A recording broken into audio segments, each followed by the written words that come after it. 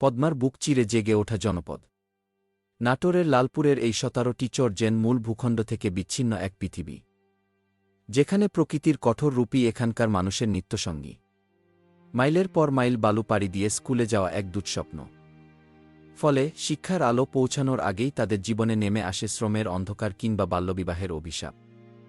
এই অন্ধকার দূর করতে society for rural advancement concern বা সোয়াক নিয়েছে এক সাহসী উদ্যোগ, আলোর পথে ১৭ চর। আমরা প্রতিটি চরে পৌঁছে দিতে চাই একটি করে বিদ্যাপীঠ, যেখানে ঘরের কাছেই শিশুরা পাবে আগামীর স্বপ্ন দেখার সাহস।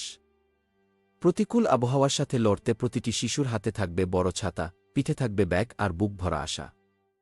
আসুন অবহেলিত এই শিশুদের হাতে বই তুলে দিয়ে তাদের আলোর পথে এগিয়ে নেই।